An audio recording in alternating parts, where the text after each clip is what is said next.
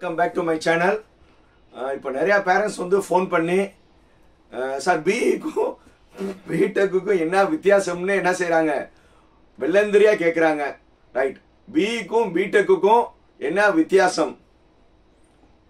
முதல்ல வந்து ஃபிசிக்ஸ்லேருந்து வந்தது தான் என்னது இன்ஜினியரிங். இன்ஜினியரிங் வந்து எதுலேருந்து வந்தது? ஃபிசிக்ஸ்லேருந்து வந்தது.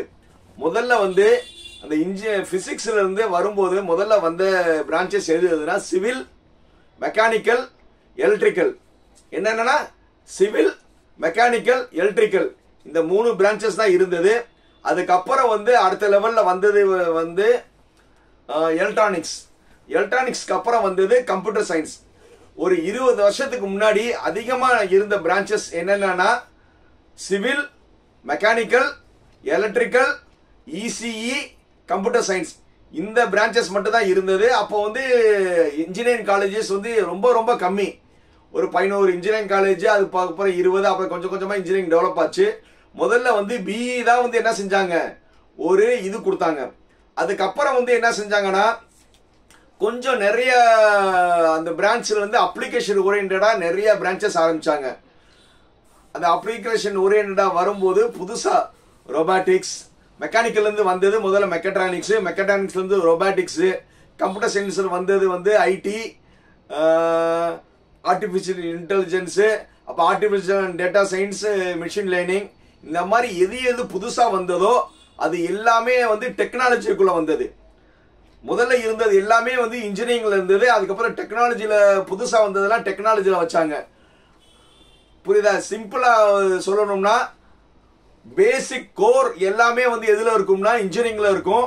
அதுலேருந்து அப்ளிகேஷனில் அதுலேருந்து பிரிஞ்ச பிரான்ச்சஸ் எல்லாமே எதில் இருக்கும்? டெக்னாலஜியில் இருக்கும். இப்போ புதுசாக வந்த ரீசெண்டாக வந்த எல்லா பிரான்ச்சுமே எதில் இருக்கும்? டெக்னாலஜியில் தான் இருக்கும். ஸோ அதனால வந்து ரெண்டுக்கும் ஒரு பெரிய வித்தியாசம் இல்லை. பிஇனா பேச்சுலர் ஆஃப் இன்ஜினியரிங், பேச்சுலரில் பி எடுத்துக்கிட்டாங்க, இன்ஜினியரிங்கில் இ எடுத்துக்கிட்டாங்க. அதே மாதிரி பிடெக்னா பேச்சுலர் ஆஃப் டெக்னாலஜி, அதில் பேச்சுலரில் பி எடுத்துக்கிட்டாங்க, டெக்னாலஜியில் முதல் 4 இது டெக் எடுத்துக்கிட்டாங்க. அதுதான் பிடெக், இது பிஇ. ஸோ ஒரு பெரிய வித்தியாசம் கிடையாது. இன்னும் உங்களுக்கு ரொம்ப சிம்பிளாக சொல்லணும்னா வாகனம், வண்டி, நிறம், வண்ணம்,